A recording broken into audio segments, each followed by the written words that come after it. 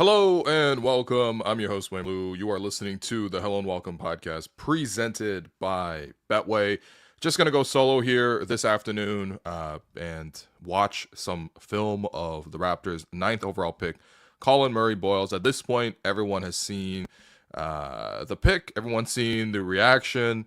To be fair, I really wish everyone saw the post-game interview that he did with reporters through Zoom, or even the interviews that he did in person in New York City, because this kid, I think it's really, really unfortunate that he started off on the wrong foot. People really took the initial reaction of him muttering the F word under his breath really, really far. I believe this kid. He's a very, very genuine kid. I think, again, if you haven't seen the interviews with him, he's been asked about this already ad nauseum, and I believe him, man. He's a kid who's really excited. Obviously, he came down to Toronto for the interview. The Raptors took him out to dinner, the whole deal. I think he knew that there was a real chance that he got drafted by the Raptors.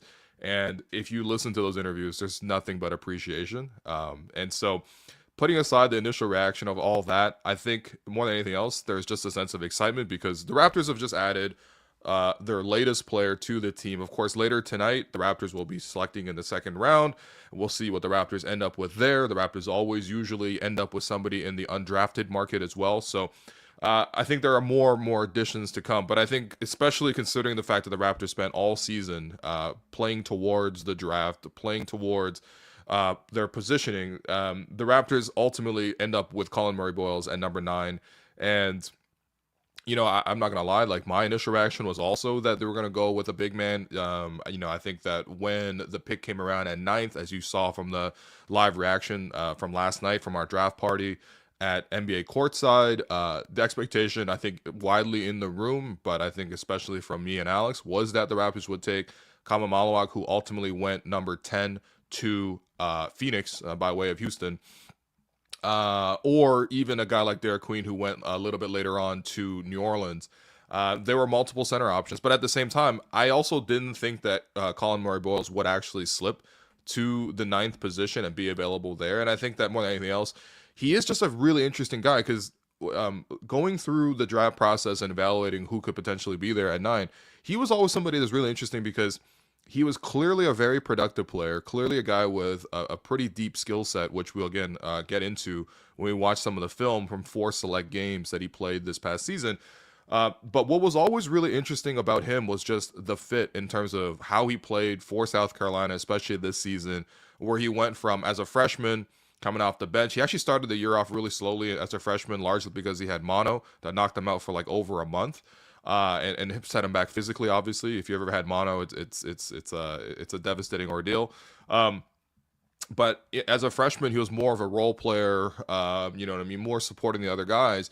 But then when South Carolina lost 3 of their best players between his freshman and sophomore years, he was able to step into a more expanded role as a future player on offense. And I think that's where really his stock began to rise and ultimately landed him at 9th in Toronto. I mean, to put something in perspective, this was not like a 5-star recruit that, was widely known and played for Montverde. This is not Scotty Barnes, for example. Scotty, even though I think the reputation for Scotty at the time of the draft was that he was more raw, that he needed more time to develop more of his skill set, wasn't a strong shooter. But at the same time, I think it gets overlooked because Scotty was playing at Montverde, which is, it's between them and actually it's basically them as like the top high school program in the country in terms of where all the top players played. I mean, that year alone, Scotty was playing with Cade Cunningham and Moses Moody, 2 other guys who also went in the lottery with Scotty. But he was also on Team USA's under 16 teams, and he was the 4th pick, and I think obviously in hindsight that was clearly a very, very talented player.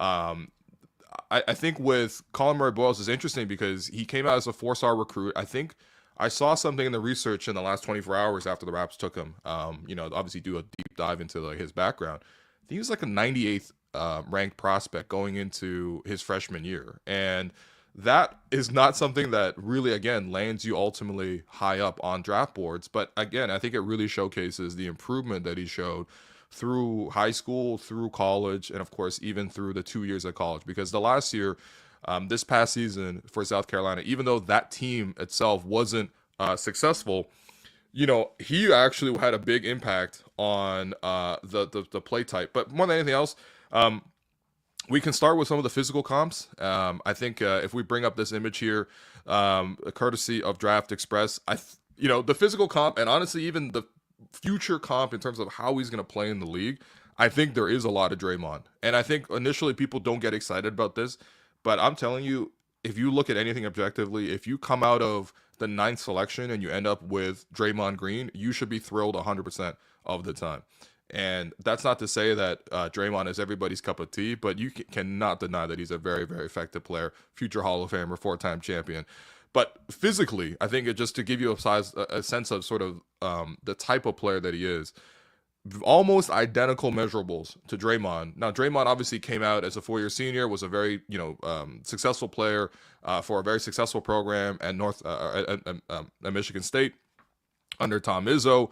CMB does not have that level of winning in college just yet. But again, you look at the height, 6'7", and 3/4. This is, I think, in shoes. I think CMB actually is only 6'6" without shoes.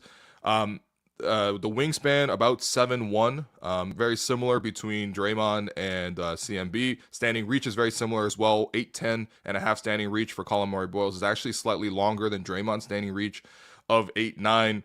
And I think more importantly, it's the size. 240 in terms of pounds for Collin Murray-Boyles, 236 for Draymond Green. And I think especially for these undersized forwards who are expected to play anywhere between 3, 4, and 5, to have that switchability, to have the true ability to actually impact plays, I think the size actually is very, very important. What you're going to see in the video, and we'll get to that shortly, is that he's played primarily in the paint, both on offense and on defense, and you need that bulk to be able to absorb and play against these mismatches, whether that's to bump guys out of the way, smaller players, or against bigger players, more importantly, to be able to hold your position, stop their momentum going to the basket, and then start, playing defense from a higher point because you're able to hold your position.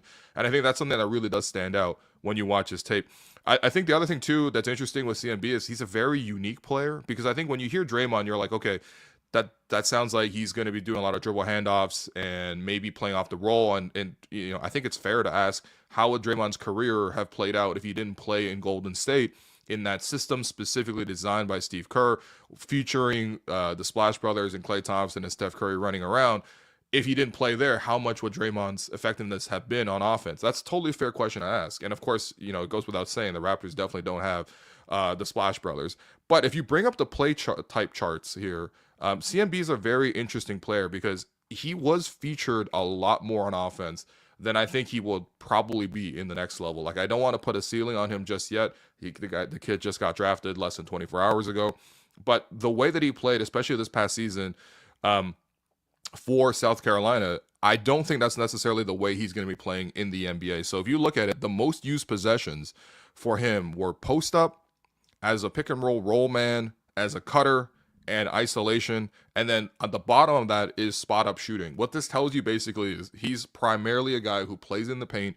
He's primarily a guy who gets downhill. One of the amazing stats that I found on him, just in the research process in the last 24 hours, is he took 14 rim attempts per game, which is almost absurd. Like, that's like Giannis probably takes 14 rim attempts per game in the NBA. But like, you're talking about a guy who goes and takes a shot and attempts something at the rim 14 times a game. That's absurd. Again, the college game is only 40 minutes too. So it is something that's really impressive. And I think that, that goes without saying, he's in the 100th percentile in rim frequency on offense. And his accuracy around the rim was also quite good. 98th percentile offensively at the basket in terms of his rim finishing. But if you notice here, it's a lot of post-ups. It's a lot of him rolling to the basket. It's a lot of him cutting on an isolation. And quite frankly, his isolations aren't exactly like start at the three-point line, dribble, run a pick and roll. His isolations are a lot of just basically face-ups at the high post and taking it downhill and attacking from there. As you can see, he actually was, in terms of the effective field goal percentage, in terms of his points per play, he was quite efficient pretty much across the board, except for when it comes to spot-up shooting. That's the other part to know, is that he is just not yet a strong shooter. It's something that he's working on, something that he said to reporters yesterday in the room. He's talked about it, how He said, quote, "Everybody talks about the shot, but that's something I've been fine-tuning for these past couple of months. I'm really trying to get it to the point where it's consistent and I'm confident with it as of right now, like really confident about it. And it's a different feeling. So it'll definitely open my game. It'll help my team, obviously, in the long run." He also added that, quote, "I came into the pre-draft process earlier than anyone else just to work on my mechanics the very first day. It's been a challenge, and not in a bad way, but in a way where, it's just the daily dedication to improving the shooting." Because quite frankly, wasn't a strong shooter, right? If you look at, again, his collegiate profile, he went 26.5% from three, on only 34 total attempts. And honestly, when you watch some of the film, and I can't, pretend like I've watched every single game, but you'll notice very clearly that he's an emerging shooter. It almost reminded me of how the Raptors back in the day, when they were trying to develop Jonas Valanciunas into a shooter, they would run the JV Summer 3, usually in the first quarter, or even before that, Amir Johnson Summer 3. They would run that in the first quarter, have him take maybe one. If he makes one, then he'll take a second one. And by the time he misses, he'll stop shooting. A lot of his 3-point attempts, I felt like, came within the first 5 minutes of games. And it was one of those just like, test it out, see if you got it. If you don't got it, go back to your bread and butter, which is primarily going downhill. So that's his game. And I think the last thing I'll show you before we actually go to some of the film was just the on-off metrics, because there is an absolute reason why Collin Murray-Boyles was an advanced stats darling this season. It was very funny watching the draft play out, because you can broadly sort of group people in terms of the draft evaluation process between what the scouts say, which largely is eye test, which is a lot of experience. And quite frankly, I do think the Raptors are actually more scouts eye as compared to what the analytics people say. And there was a clear distinction in terms of, it's not like the scouts didn't say that, Collin Murray-Boyles wasn't a lottery pick. I think that was pretty consensus, but they probably had a more late lottery versus the analytics people. You had people ranking him as high as third on their boards, but usually within that 3 to 6 range, which again is above where the Toronto Raptors took him at 9. And so I think part of the reason, and this is a really good graphic here that I copped off of Ricky O'Donnell, who wrote a really great piece on Collin Murray-Boyles over at SB Nation. You should really go read that story, because I think that was really, really informative, all this research. But he provided this graph, which I'm showing you here, in terms of just Collin Murray-Boyles' on-off impact. And I think that you have the offensive end on the left side, you have the defensive end on the right side. I think on both ends, he was a clear plus for a team in South Carolina that really wasn't good this year. They really struggled just across the board. They played in one of the most difficult conferences in the SEC. You saw them, I mean, it was just a really difficult conference. Bobby Webster at last night's press conference, when speaking about this, he talked about how the SEC was like the most difficult conference last year. He talked about how, like the national champion Florida comes out of there. Auburn also made the Final Four. These are just frequent opponents for what South Carolina had to play last year. Having said that, though, CMB was actually a very big positive just for his team. Even though his team lost a lot, he was actually a reason why the team was even competitive in the first place. His net rating last season, just in terms of the catch-all, right, was plus 18.3. Basically, if he wasn't on the floor, this team was terrible. When he was on the floor, he was competitive. But if we bring back that graphic again, there's a lot of things that he does well across the board here. Again, the adjusted offensive rating when he's on the court, he's a plus 8.2, which turns the team from the 50th ranked offense in the league into a 75th percentile offense in college basketball. His effective field goal percentage for the team when he's on increases from by 8.8%. There is more turnovers when he's on, and that's something that's probably a weakness for him. But I think more importantly, if you look towards the end there, the rim frequency, the fact that when he was on, South Carolina attempted shots at the rim at a 12.6% higher clip, that almost entirely is due to the style that CMB played with. Because again, this is a guy who had 14 rim attempts per game last season. It's kind of an absurd number, especially for a guy who's only like 6'6" without shoes. On the defensive end, South Carolina was 8.2 points per 100 possessions better on defense with him on the court. The opponent field goal percentage was lower by 4% just overall. The turnover percentage for the opponent was higher by around 4% when he was on the court. You saw the rebounding rate goes up. The free throw attempts for the opposing team goes down. Basically what you want to see across the board in terms of that defensive impact. And again, this is all just the numbers. We'll go into the film literally right after this, but you'll kind of see what I mean in terms of the style of player that he is and how effective he was last season. And that's probably why the Raptors chose to take him 9th overall. Last thing I'll say before we get to the film, because I wanted to show you 4 games of CMB's collegiate career from last year, is the fact that the Raptors obviously had this chance to potentially take a true center, let's say. I think CMB maybe in the future, if he really thrives, can be a small ball center, probably split his time between the 4 and the 5. So I'm not ruling him out as a potential guy to especially play backup center minutes for the Raptors even next season, especially considering the size. I think he actually has a decent chance at it, the bulk in particular.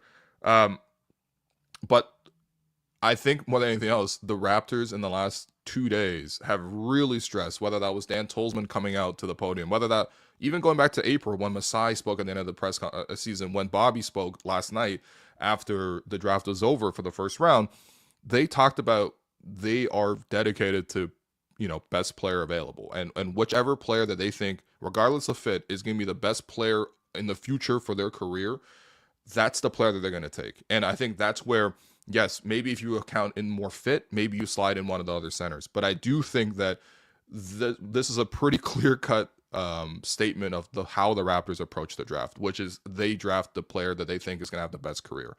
And so let's go to the film and let's watch. Starting with the first game, this is actually his career high. He drops 35 points on Arkansas. In this game, Collin Murray-Boyles went 35 points, 12 of 16 from the field, 11 of 12 from the free throw line. That's a really good performance from him from the foul line, because typically he's around a 70% shooter from there.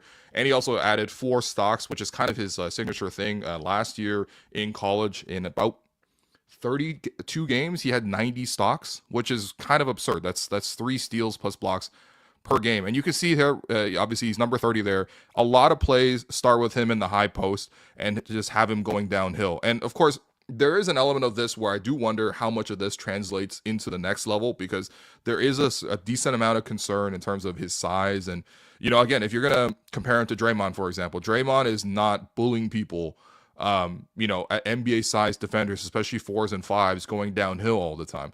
But at the same time, I do think that there's a notable difference in terms of just their styles of play. And I think that as much as Draymond was very opportunistic in terms of his finishing, he was always a guy who was able to play off of the gravity of other players and play against rotating defenses. This is a totally different environment. As you can see there's 3 guys around CMB as he attempts shots at the basket.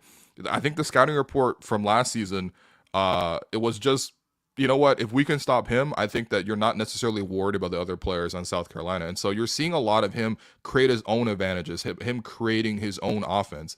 And I think, again, like it's primarily at the rim where he is just, either playing in transition, which right here you'll see him get the steal and then, set up a teammate and get the ball back, up fake, draw a foul, just a really smart, clever sort of sequence. But he really knows, roughly what to do around the basket.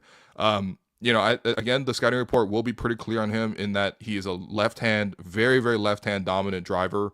For example, another stat that I found was that he took in terms of post-ups, I think he had 40 post-ups that go into his left hand and 11 going to his right hand. And so there's a clear preference in terms of the way that he wants to go. But at the same time, when he gets down to the basket, even though he's not usually finishing above the rim, he's able to still create angles and just bump. You see there, that's a bigger defender. And of course, he didn't finish that. But just a little crossover to sort of put the defender off balance. And then just from there, just chisel and chisel and chisel his way. He's not a guy who's going to be, playing above the rim for the most part.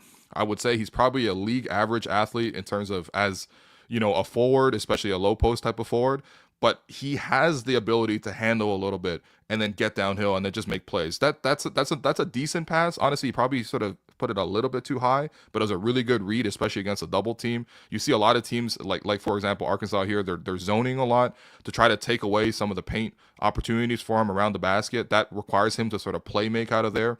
And again, one of the common themes when you do watch the film is that he just really struggled to get assists, partially because his teammates were just not particularly great at finishing.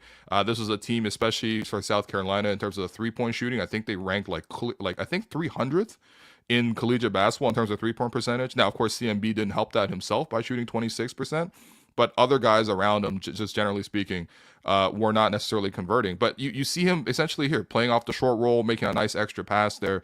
I think the reads in general are good. If I had to, just give a letter grade of him as a passer, especially for his position, I would say he's probably a B, maybe a B plus. He's again not a guy who is going to be tossing super fancy passes. He's not a guy who, actually I'm gonna pause it right here because he's about to go on defense.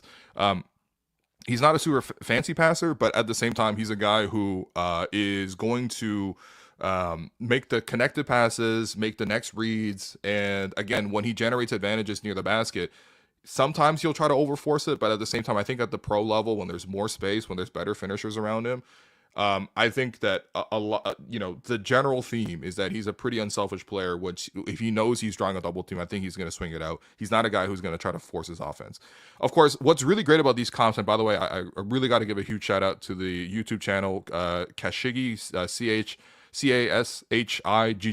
They do a great job of just putting together all possessions, both offense and defense, for players in certain games. And you should actually really go to their page to get a really good sense of sort of how a player performs within a game. Because one of my gripes with just maybe film review in general is that if you only put together the makes across the whole season, or if you only put together the makes off pick and rolls for a whole year, it kind of lacks the context to sort of get the feel of like how that game went. You're only seeing the same make over and over and over again, and you're just like, wow, this you can make basically a highlight mix for pretty much anybody if you do that. I do really like this guy's channel because it shows you both the makes and the misses from the player, all the possessions used, and then the defensive end, which is really hard to capture just in general, but some really good defensive films. So again, I'm going to give them a huge credit because this was really useful. I watched a ton of their videos this year, whether it was, not just for the Raptors guys, but just to get it familiarized with all the prospects. And I would say that like pretty much everybody in the lottery, there's at least like 5 or 6 videos of just complete games of their possessions. So big shouts to the YouTube channel, Kashigi. It's not a big channel either. So I think, again, if you're really into the draft and you really want to know more, especially about Collin Murray-Boyles, I think he has like 10 full games of Collin Murray-Boyles on there. You just go to his account, just go to all videos, search Collin, you can check it out. So anyway, so this is on the defensive end from the same game where he had 35 points. You can also see he's very, very involved defensively. Like if we just go and I think with defense is a little harder because you really do need to pause a little bit here. So I'll kind of try to scroll back and forth with him. But I think the main thing you see with him on defense, and that's number 30, obviously he's guarding the roller right there, is he's just involved in a huge number of defensive sequences. Like he's the defensive anchor, but I think more than anything else, this is the skill that I think immediately translates to the NBA level from day one, in that he plays a variety of styles of defense. You'll see him in drop, you'll see him you see him hedging above the 3-point line, you'll see him trapping, you'll see him switching. He just does a lot of stuff. And again, that's where, if you're going to make the comparison to Draymond, that's what makes Draymond great more than anything else, is that he's able to guard pretty much every scenario. Now, of course, Draymond is a multiple-time Defensive Player of the Year award winner. He's one of the greatest defenders of all time. So, that's a really high bar to set. I wouldn't put that on anybody. But at the same time, I think CMB both shows in the film that he has the defensive instincts and the size and versatility to sort of execute some of these things. So as this play starts off, he's obviously guarding the roller in the paint, who gets a cut as he's flashing back towards the top. There's like a weird little mid screen and roll there where he's getting picked off, but because the play is so deep in the paint, his man, there's sufficient help on his man. They try to throw the pass over the top to the center, and again, you just see the surprising length. He's a guy with really, really long arms. He has that sort of build, and so even though he is only 6'7", you should reasonably be able to throw a pass over the top of a guy who's 6'7", he's able to pick off the pass largely just because of the fact that he has really, really long arms, and he's in really good position there. Because that's a weird situation to guard in a pick and roll where you're starting off in the paint. This one right here, he's the help defender. So there's a drive on the right side of the floor. He's guarding the man at the top. He slides down to provide help, to provide help. There's, to be honest, the driver, I'm not really sure where he's even going because there's basically 4 defenders around him. But CMB slides down and gets a hand in there to jar the ball loose and ultimately force them to reset. They got a decent shot out of this, but I don't think that's CMB's fault. This is another one right here where he's guarding the big man, and he provides help initially on the drive. The play gets completely broken up. They try to slide it to the center, and CMB just breaks it up. One thing you'll notice about him, too, is he just has really great hands, really strong hands. Like, if you see sort of 50-50 balls, he's not a guy where it's 50-50 balls for him. It's probably more of like a 60-40 ball or maybe even 70-30 ball in terms of just how much he's able to sort of come away with possessions. There's certain players that have that. I think Fred, for example, was always a guy known for having heavy hands, for example. You don't usually hear heavy hands for a center, but again, for a small ball kind of 5, you're going to need all the advantages you can get to be able to get these stops. And I think that he kind of shows that consistently. This play right here, he's actually on the corner shooter on the left side of the floor. There's a pick and roll going in the middle, and the pass is about to go over the top. He needs to, as the low man, slide over and provide help, but it's also very difficult because that leaves the corner wide open. Let's see what he does on this possession. So they try to swing the ball into the corner to make it an easier pass into the middle there. And in reading that, he slides all the way over off his man and intercepts the pass. And again, it just shows really great reading of the play and anticipation because, again, you're not usually seeing that pass across, into the corner and then into the paint on the cutter. But the cutter was relatively open. And that's a long rotation for CMB to make because, again, he's on the left corner shooter. He ends up at the end of the play when he gets a steal. He's on the right edge of the paint. That's I think that's, for me, more than anything else, he just really showcased an ability to just read the play. He gets the steal there. Again, I guess he falls on the ball here. I guess it's a jump ball, but it wasn't fully a secured ball. But I think that was a really good job there. That's another one right here where I think more than anything else, the defense was kind of easy for him there just because they kind of drove into a crowd. But again, he just causes deflection. Again, the most impressive stat with him is that he had 90 stocks in about did he make this play? Okay, that one's really interesting because the roller is like at least 7 foot, maybe even a little bit taller, and it looks like he has an edge on his man. If I just rewind this a tiny bit, we'll get a sense of it. So at the start of the play, again, like you'll see this, especially for smaller centers, you'll see them fronting the post to try to make it difficult for the catch. The issue with him in the front of the post in this situation is if you front the post, you should ideally have somebody on the back line being able to slide over and rotate. And I believe this is one of South Carolina's guards here on the left wing. He needs to not only be there a little bit earlier, but also probably not ideal to have like a guard try to rotate over at the rim against a 7-footer. But regardless, CMB's executing. He's trying to like front the post. I'm pretty sure this is their go-to strategy here because, there's just a size advantage. So he's making the catch really difficult. The pass over the top is good. He can't reach that pass. But I think one thing that, you do notice that he just has the length to recover decently. Like, even though he's making the play right here, and quite frankly, in the NBA level, I do expect most people to be able to finish in this scenario, especially with the size advantage. But you do see the recovery length and the speed, even though the other guy's 7 foot and he's, has inside position. CMB makes a really good effort at this ball, and I'm not sure if it's tipped, but their hands are basically both at the same level, even though he's recovering and he's smaller, and there's not that much help. So ultimately, he misses a layup, but I think that's a pretty good contest, especially in that scenario. Again, I think more than anything else, if you're going to front the post, you need sort of help behind you more than anything else. So this is another play. So he's guarding the center to start the play. There's a drive on the baseline. He slides off to cut off the baseline. But again, the worry there is that if they're able to slide a pass back to the center, then he has a chance to sort of score at the rim. He makes a great contest. He fully commits. And then, of course, I like that he fully commits because if you don't fully commit on the help here, you create the gap to make the pass much easier going backwards. You see how vertical and how long the contest is right here. It genuinely is a pretty difficult thing for anybody to sort of make this pass across, especially considering he hasn't really shed his own man in number 1 there, the teammate for CMB.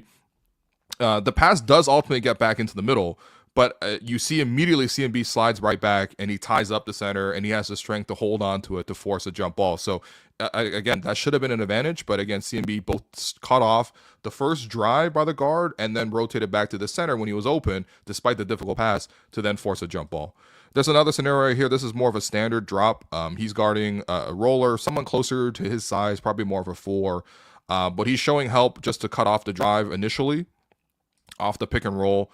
And then I guess he sort of sits back at the end there. Then he has to contest for the rebound. Typically, he will be a stronger rebounder than this, but he does lose out there. But that's just kind of a standard defensive possession. Again, this is not all highlights, so he's not always going to be getting the stop or always getting the rebound. I don't think that's realistic, and I don't think that's really fair to look at anyone like that. That one's really just I think you kind of have you got to have a little dog in you, and I think that this is probably an example of this. So he's guarding an off-ball action. It looks like there's probably a double screen for the shooter number one to come back to the ball. There's probably an option for him to reject and go baseline as well.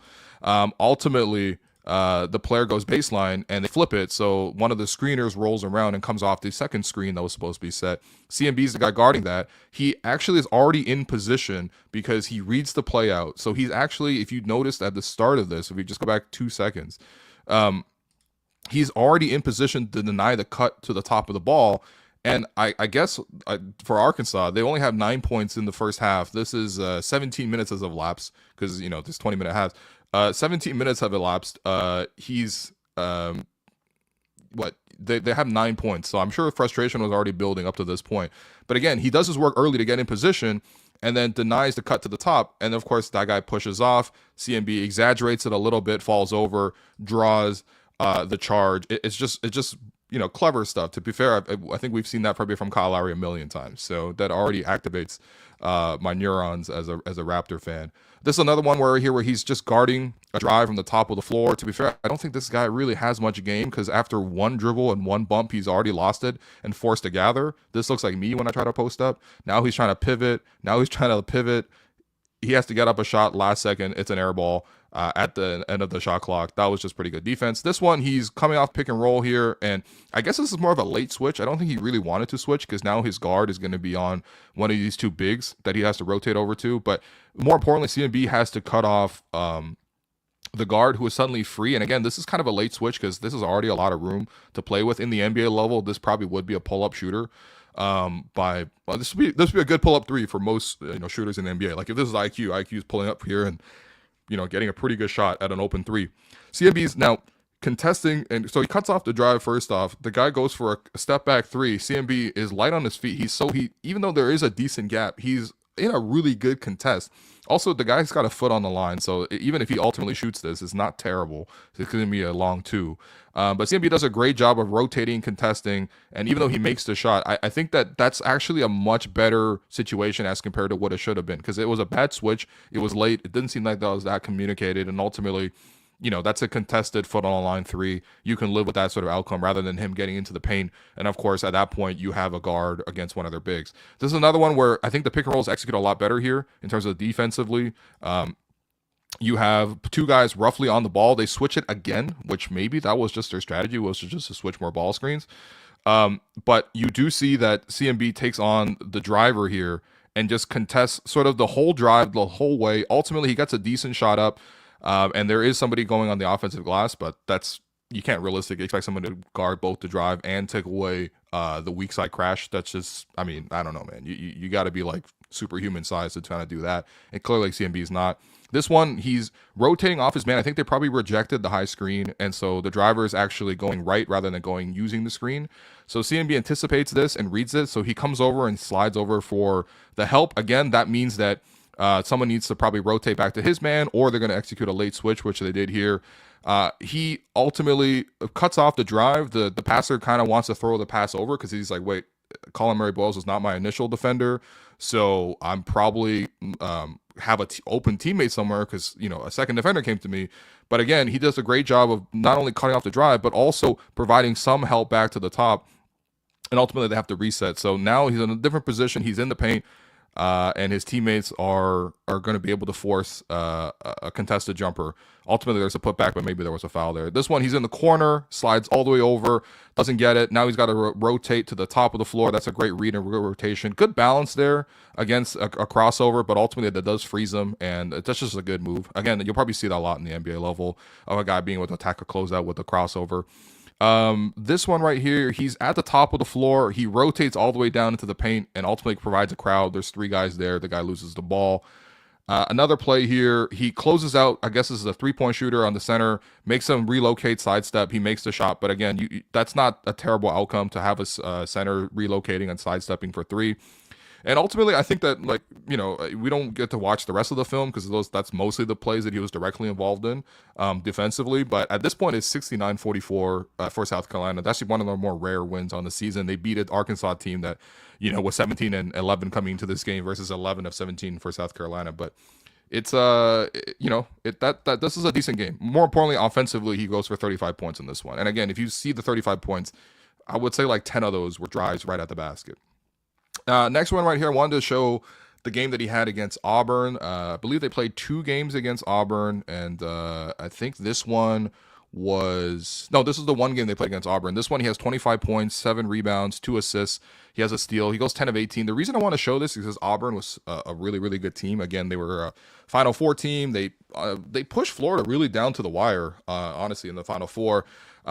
And they had one of the best, just defenders in college basketball in the big man, Johnny Broome, who, is kind of the backbone of their defense. So this is him playing against NBA caliber defense. Johnny Broome is bigger than him. He's more experienced. He's older.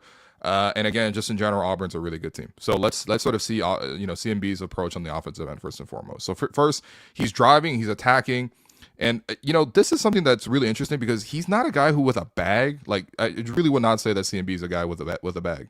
But what is in that quote unquote bag is the ability to sort of like play angles and maneuver his way into like space when there almost isn't space.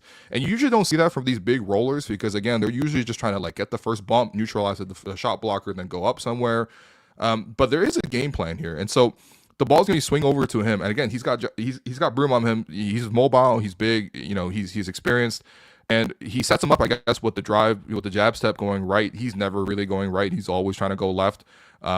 He does get him off balance, and then I guess that little late screen there, he sees it, and he's able to use that just to get a little bit of an advantage going to the basket. There's not much space there, to be honest. Most players in college basketball probably aren't going to score in that position, but he does a good job there. This one, he's pulling it into a post up. It's a little awkward. He ultimately has to go right, but if you notice, he goes right. He's in good position. The right hand is open for him, and he still goes back to the left hand and gets a bank off the glass. That's something I think at the next level where he's going to have to develop more of a right hand because that should just be a right-handed finish. And it's not like he is terrible with his right hand, like he can finish, but you could clearly tell there's a strong preference because that post up, he starts on the left block, gets in the middle of the floor, gets an angle going right, and then he still comes back left and tries to shoot.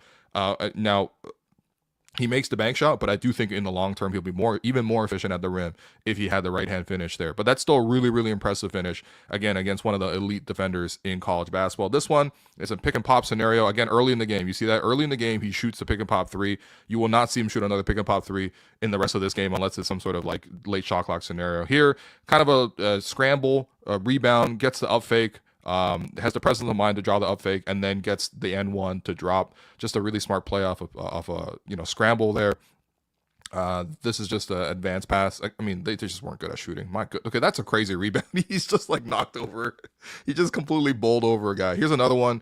He's driving. So I think the one thing that he may struggle with in the next level is the quicker defenders who are able to sort of like stay with him and maybe eat a bump here or there, and then force him to sort of reset. I think at that point, that's where the advantage kind of disappears, and he doesn't really generate that many other advantages in terms of his crossovers or his quickness or certainly not his shooting.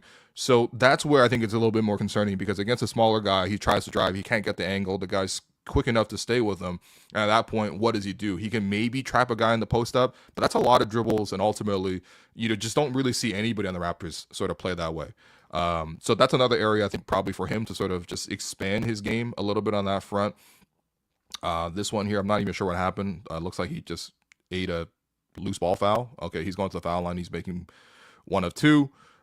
Next play here, he's in the pick and roll. He's got a smaller guy on him, so he's trapping him. He puts him on his back and ultimately tries to finish. This one, he actually does go with the right hand. He kind of has no option to go back to his left hand because the help is coming over from the left side, so the right side of the rim is open. And you see him, even though right here, he should probably finish, but I think that's where the height and the size, again, at the next level, I think that you're just not going to get that much separation. And so, especially if you're not going to be able to finish with the right hand as consistently, it's going to make shots pretty difficult. In this case, he's kind of pinned under the basket anyway, but I do expect him to finish most of these kind of opportunities. I feel like if it was on the left side of the floor, he probably finishes with his left. On the right side, he can't necessarily get the angle to sort of finish, and this one pops off the basket for him. Another one right here, he's in the dribble handoff. This is probably where the Raptors envision him in terms of just like being able to make a play. Oh, that's really nice, man. That's really nice. And you know what? All that stuff about him not necessarily going right, this is really nice. So a lot of the Raptors offense starts with the big holding the ball at the top of the floor here. You'll have some sort of off-ball action to get a shooter coming in to receive the ball, or RJ coming to receive the ball, IQ coming to receive the ball, that kind of stuff, right? Just a lot of dribble handoffs to start. At the same time, if the defense, which right here, I think Auburn does a great job of neutralizing the chance for some sort of perimeter action to happen, nothing materializes, you still got to make a play from this position. You've seen Jakob do this a decent amount this year, where he's able to sort of, read that there's nobody open and then sort of take his man off the dribble. Right here, again, he's being defended by one of the best defenders in college basketball. He fakes the drive going left this time. Remember the first play I showed you, he faked the drive going right, got the step, and then drove left. This one, he fakes the drive going left, sets him up, freezes the defender, gets him, that separation there. That's really good separation just off one jab step alone. And then he's able to go downhill. He eats the bump, which I think, again, is the strength of his. It really does factor in. I really don't want to see the Raptors slim him down too much, because I really think that bulk is going to be very useful to sort of what he does on offense and defense. But then he eats that bump and he finishes with the right hand. Again, it's a simple finish, but it's just a good read in general, right? There's nothing really happening in that play. He has to create something, and he ultimately gets it done. And really the process of it, right? Because the first play, he sets him up with the jab going left and drives right. This one, or the first one, he sets him up with the jab going right, goes left. This one, he does the opposite, jabs left, goes right. This one, he's just finishing in a crowd. Another right-handed finish for him. That's really nice. Even though he had, I think, a left-hand reverse finish on that side, but a pretty good play there. This one, he's just completely under the basket, man. This is just pure muscle, like pure, like just when you say a guy's a dog, like this is kind of it. This is not a bag. This is just him being a dog, because this is a baseline inbound. Auburn has pretty much everything covered. There is not much space. He carves out that space just by backing up. You see that? Like he was on the baseline, but the way he backs up, he's almost got his man above the restricted circle, and now he has that room to go up and finish. This one, he goes up to finish it strong with the left hand. That's primarily what he likes to do, but that's really impressive. Not a lot of players are doing that, again, especially against Auburn. Another one right here, he's isolation, face up, crossover, spin back to his, yeah, that's probably his best finish. Honestly, we probably have to watch that back just because of the fact that it's just nice, man. Again, it's just straight one-on-one. He's almost never going to take the jumper in this situation unless they're completely sagging off of him. Crossover, drives towards the baseline, sets up that space, sees that, I don't even know, to be honest. I don't even know what he saw here necessarily, but that's just really impressive. Gets low, spins back, and even against a taller defender who's right there contesting him, goes back to the left hand, and that's just some of that really good finishing, man. Again, the size isn't good, but his finishing percentages were always really good for him. So I think that's the part that was really impressive. That's probably his best finish, honestly, that I saw in all of his tape that I reviewed here. This one, he's just in transition. Gets a little too deep. Honestly, the defense is waiting for him right there. That just wasn't a good read. This one, top of the floor, wide open three. He has to take it early in the quarter. Ultimately misses it, but that's the shot that he has to improve in the NBA, to be honest. If he had that shot as well, we're talking about a player who I would really feel confident about him being a starter. This one, he's just kind of backing up, draws a foul. He does a decent amount of that. I think the willingness to play through physicality is something that, for example, I liked a lot from Derek Queen. Derek Queen almost sought out physicality and then bumped and played off of that. That's something I was concerned about with Malawak, because I never thought that Malawak had this sort of ability, at least right away, to be able to, especially handle and drive and create. CMB is not really like those other two guys, but he's able to sort of draw the contact and just play through it. It's a large reason why he had to, he shot so many free throws. This is one where he dribbles and tries to sort of attack middle, doesn't get it, spins back into a post up. Ultimately, they called a maybe 3-second violation or something, but this is just a lot of his offense. It's weird because, quite frankly, I don't necessarily think the Raptors will have him play like this. But for South Carolina last year, they just needed somebody to organize their offense, and their way to organize offense was with CMB doing a lot of the work in the post and being a battering ram on that front. Offensively, I certainly have more concerns than I do on the defensive end. But I do like, again, like even though he gets blocked there, he plays really tough. There's a lot of physicality. And again, if you're gonna be small, if you're gonna be undersized, you need to be physical and be brave more than anything else. And you need to have a little bit of craft. And I think he has that craft with the left hand when he goes there.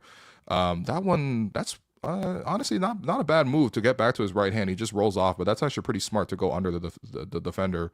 This one, he's rolling, doesn't get the pass. He's boxing out. Okay, doesn't get the rebound. Backdoor cut there, wasn't open. Good read to go to the shooter instead. Again, South Carolina, just shooters. I mean, the next time I see him set up an open three and the guy make it will be the first time. He tries to pass over the top. Again, just really good defense. The other one where he's at the three, tries to swing. That's a bad pass. To be fair, he just has some miscommunication there because he clearly thought the guy was on the wing and not right beside him. This one, he's driving with the screen, pull up. Not a good shot, but that's, again, this is honestly, sometimes when you watch the passing highlights from him, you're just like, what else was South Carolina doing, man? Finally, somebody, oh, no, never mind. That's an air ball. Almost looked like a make because, it wasn't a long rebound finally. Oh, another brick from three. Man, that's just, to be fair, I mean, I don't know if South Carolina fans were watching in this stream and maybe trying to follow his journey to the pros, but like, if you're a South Carolina fan, let us know, man. Is this really just what the offense was outside of CMB this season? Because this looks like a team that should like, look at that. That's okay. That's a contested layup, but still, that should be at least be a 50-50 shot, and he missed it. Yeah, like I think the passing instincts are good. Like, again, none of these are flashy passes. This isn't Scotty Barnes throwing like no look, transition he passes like Magic Johnson style. Like, these are like just regular good reads off the high post, off the drive, maybe some off the dribble, maybe some left hand, probably most left hand, some right hand, but like functional passing, which again, from this position, especially considering I'm not expecting him to be like your primary playmaker in the NBA, especially not originally. He's a guy that I think can, more than be serviceable as a playmaker on that front, especially if the Raptors want to run a lot of the same actions that they typically would. Is that a dunk? That was a bit of a poster. Stuff.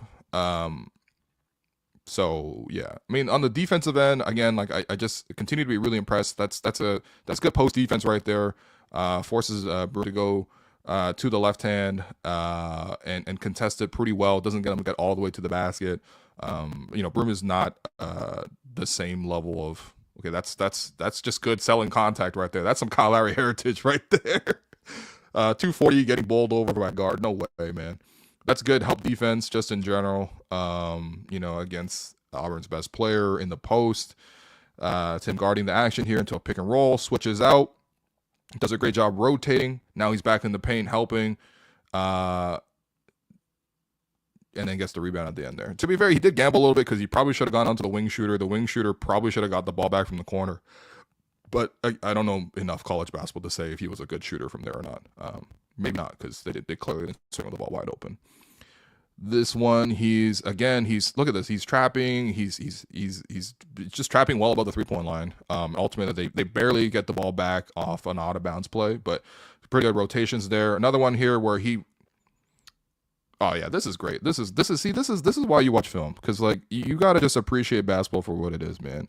We talk about bag work and everything like that, but this is real hoops for me. Okay, he's guarding the low man here. He takes away any potential post up, although it doesn't look like the play was going to go in the post, but he at least had the wherewithal to sort of try to deny that. So he's with him. The pass goes over the top on the empty side of the floor. He makes the rotation to stop the play and force him to gather, take a dribble. He probably was going to take a charge here. It looks like he was trying to position to take a charge. Obviously, that means that his man is now open. There's probably going to be a rotation from number one here to go to get low. But ultimately, that's a guard against a center. That's not a good situation. He forces the gather. He forces the pickup. He forces the pass across. There is decent help from number one to disrupt the pass. But again, like he's got inside position. He's got a decent handle. He's right there at the basket. CMB then sprints back. A bit of a jump, a bit of a bump into him. Maybe you'll call this a foul. Depends. I mean, the playoffs is definitely not a foul. But largely vertical. And rotates again and forces a pretty contested shot at the basket. Again, his size is really good because you notice he jumped, he was on balance. The defender ate the bump, he went off balance. That's where I think the size more than anything else is really going to impact his play both offensively and defensively. And then, of course, he finishes the play with the rebound, which he does a pretty good job of just in general. This one, he's guarding on the perimeter, slides to cut off the baseline drive. Now it's a post up. Now it's a back down. Contest really well, and ultimately I think he missed a shot. So that one against Auburn, again, Auburn is one of the best teams in the country last year, was in the Final Four, and I thought he did really well for himself, even against really, really tough competition like that. Next game, especially against tough competition, we're going to show you his game against Florida last year. So this one, I think he only had 14 points. This is one of 2 games he played against Florida. This one he had 14 points. The other one he had 12 points. Both games they lost. He goes 6 and 9 from the field in this one. What's interesting, he's had 8 assists in this game and also 3 blocks. So I think clearly there's a game plan by Florida to take away the paint, which I think is probably what should happen against most teams. The difference with most teams is that they don't have what Florida has, which is just a ton of 7-footers. Alex Condon. Who was the other guy that they had? I wrote it in my notes. Hold on. What's his name? I always forget his name. They also had Ruben Chinyalu. But I mean, I watched the Final Four. He's a very athletic kind of shot blocker, kind of in a 4-5. So like really, really a lot of length. Like I think a lot of NBA teams don't even have this type of presence in the paint. So that's the scenario that CMB is going into this game playing. Again, you see early in the game, first shot of the game, they took a pick and pop 3. This one, he actually knocks it down, so I'm happy for him. But again, you're just not going to see that as a regular feature of his game. This one, he's posting up, finishes going left. Pretty contested too. Again, that's against a bigger player, but he is able to finish. This one, he gets to drive, going middle. He gets cut off, draws the second player, and then ultimately gets a foul there. Another play here, he's just broken play. He flashes to get open to save his man, takes 2 bumps, and then finds the angle to finish around with the left hand. Again, just pretty clever sort of scenario here. Here he's again getting played one-on-one, which as the game goes on will not be the case. But you see again, this is again what he loves with the left hand. Yes, he finishes his play, but he posts up on the right block, They take away middle, so he can't really spin back left. But he spins right, but even though he's going right, he still goes up with the left hand and finishes. To be fair, he's very creative with the left hand, so I think that's okay. But I do think that in the long run, more of a right, like even simple right hand counters, I think will be pretty impressive. Speaking of impressive, that's ridiculous. That's just a lucky shot almost, but he's off balance. Probably could have got a foul, took a huge bump, and then flips over his head and bounces it in with the left hand. Another one here, post up, tries to finish over the 7-footer, doesn't get it, but decent shot for his team. Again, here's another post up, fakes right, goes back middle left, finish. Pretty close to a finish, but a pretty decent shot, and a rebounder was there too to get a second possession. This one, he dribbles it back out, goes baseline, up fake. Yeah, see, that's just really clever, man. That's just really clever because he's already, first off, he recognizes at the play right here where he gets the ball, he's in the paint. He realizes that's Alex Condon. That's one of the best shot blockers in the country. He's bigger than him. He's athletic. What should I do? So first off, he pauses and he resets and gets out to the perimeter, right? Just to give himself a little bit more of a runway. There's a gap there because he's not really shooting the 3. He's also standing on the 3-point line. But he's able to string him out, play him off the dribble, get him going side to side a little bit. This is just good offensive process because if you try to force it when he caught it deep, there's probably not a good chance for him getting that shot up, and it'll be very contested. He dribbles it out to the 3-point line just to get some space, enough crossover to get the separation here. You see that the play, they were level with each other. After a couple crossovers, a couple dribbles, now he's on his left hand. He's gotten the advantage, and you've got the defender slightly out of position, and that's all the angle that he really needs. The thing is, it's not just the drive, beating his own man, it's also the help, which is also right there in the paint. So he has the wherewithal that when he gets to the basket, plants, up fakes, draws the help, and then goes off. He's obviously not even level, but he somehow was able to angle his body midair and get back to his left hand and finish that. That's just really impressive. Again, most players in college are not doing this, especially against the national champions in Florida, switched on to one of their best players. That's a little tough. Again, there's just Florida's just much bigger than them, so I'm not gonna pretend like that's an easy finish. But still, not a great read there. Gets the foul line a little bit here. I think that probably could stand to improve as well. Again, we're talking about the 9th pick, shoots 70% from the foul line. You probably like to see that number get to 75-80% in the pros. Don't really see an issue with the free throw form necessarily, so I think that's probably just reps. To be fair, he actually did improve a lot from his freshman year and his sophomore year in college. This is his playmaking. So you're seeing he had 8 assists in this one. He drives middle, tries to pass, to his. Honestly, that's a pretty good finish. That's a pretty good finish because there's a lot of guys inside for Florida, but nice interior pass there. Here's him. That's a pretty decent, decent handle. He sees the help is coming. He's able to adjust, stay on balance, crossover behind the back, and then make a good pass out to the wing. The shooter should have been above the 3-point line, but no, Florida's defense is really good. Like I'm not really judging them basically off of this game. Just watching the film here more than anything else. Here's in the post. He's one-on-one. He knows late help is probably coming. Slides it out to the 3-point line, and he gets the 3-point shot to drop his teammate. This one, okay, yeah. See, the late double teams and stuff like that. I think he tries to dribble through them. That probably can something that can be improved because I think at the NBA level you're gonna get even better players with better hands. But just not dawdling and lingering on the ball as much. I know in South Carolina he had to be the primary playmaker, and so it's hard for him to sort of give up the ball sometimes. But I think in a situation like that, if you see the double team coming, pick up the ball, protect, and swing the ball. You know what I mean? Just keep it more simple. At the pros, this is a dribble handoff, pretty standard. Gets the ball back, short roll, steps through in the corner. Just a good read, and they don't make it because that's South Carolina season. But still, I like a play like that. He was just swinging the ball around. They ultimately do make this 3. So, yeah. What's up? Oh, it's okay. My producer Jerome is telling me that we're having audio issues and where some of the plays are cutting out. So I do apologize for that. Ultimately, the speed test that was fine, but hopefully it is somewhat okay here on the audio front. But again, I really just implore people to go watch this channel if you want to see more. Not just like the scouting profiles and stuff like that. You'll always see plays where people sort of clip them together, pros and cons, and you'll see all makes and all misses. I just don't necessarily like seeing that sort of approach. I like sort of seeing like the film in totality, and just maybe seeing within a game the approach, the specific matchup, the specific approach, and the adjustments, maybe even the course of a game. And I think, again, like big shouts to the YouTube channel Kashigi. They've done a great job of just compiling a lot of stuff that you can put together. But yeah, that's it. Thanks everyone for listening. Again, I'm sorry that the connection issues and the lagging is happening. Hopefully it's not too bad. It didn't seem too bad on my end, but I'm hoping that people are going to be okay a little bit watching this. But again, like, he's a very interesting player, very, very versatile. Certainly has a wide variety of skill sets. I think the number one thing for him is just, okay, get the right hand going, get the 3-point shot going. I think those are the 2 things that'll help him the most on offense. Defensively, I'm actually not too concerned in general. There's not too many mistakes that I'm even seeing.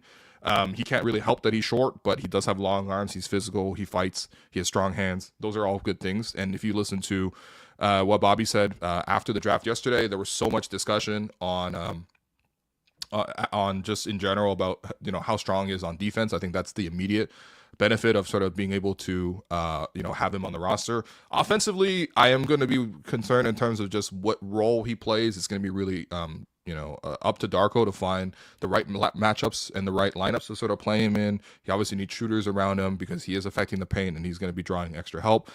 I also do wonder that how much of his post-up game, because you saw the biggest play type that he had in college was post-up.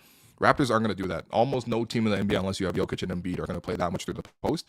But at the same time, there's a lot of post actions that you'll see him be involved in. And he'll probably be keeping the ball a little bit more than, let's say, Jakob on dribble handoffs and stuff like that. But there is clearly a skill set there where if he needs to sort of score a little bit, he can. So I'm probably more pessimistic on the scoring, maybe compared to average. I think that there will have to be certain adjustments, and the Raptors, quite frankly, don't necessarily have the lineups and the personnel right now to be able to maximize what he does offensively. But at the same time, I think that there's probably more development to be had there. And in the future, we also know that there's probably lots of different roster changes coming as well. So if I had to project him right now, I think he's probably in the backup, center spot. Quite frankly, I think he eats all of Mobo's minutes because I just think he's better than Mobo. And Mobo had a productive collegiate career as well. But that was for a much weaker conference, and he was, I think, already 4-year senior, maybe even 5-year senior. We're talking about a sophomore here. And I'm not, all due respect, I'm not even trying to like, crap on Mobo. Like I like Mobo too, but I just think CMB is better, and he also was the 9th pick versus the 31st pick. But I think he kind of starts there for the second unit, and maybe the Raptors end up getting a backup center anyway. It really just depends, because if the Raptors want to build the most competitive team for next year, they should go get a backup center. But again, if they're trying to, still continue to grow, continue to develop, continue to collect assets, I think that I wouldn't really mind seeing a steady dose of CMB in the rotation next year, even in just a bench role. And long term, I don't know how he's going to fit with Scotty. I think that there is a lot of overlapping skill sets with Scotty. I don't think it's a bad thing to have 2 Scotties, but at the same time, you are doubling the strengths and you are doubling the weaknesses. So on that front, we'll have to see. Again, we're going to have him for a long time. We're going to try to get to know more of CMB, the person, as well. Hopefully, we're going to set up a couple of interviews on that front as well, just to get a sense of who he is as a person. This is probably the best way to get to know him, is just watching the film. Of course, we'll get Summer League, we'll get him in Toronto, we'll get him more interviews. So there's going to be a lot of talk about what Collin Murray-Boyles does. But for now, watching the film, I definitely see what the Raptors see in terms of the advanced stats profile, in terms of the impact that he had for his team, and also just his skill set from watching the film. I think he's a really good defender, and I have a question mark about his offense. But ultimately, that's where we're at with the 9th pick. We'll be back later tonight to talk about the 39th selection and what the Raptors ultimately do in the second round, and also with the undrafted free agent market they're always a part of. But for now, thanks everyone for listening. Again, I apologize for the audio and the lag issues. We'll try to sort of find out a little bit more. But this has been the Home Welcome Podcast presented by Betway, and we'll talk to you tonight after round 2.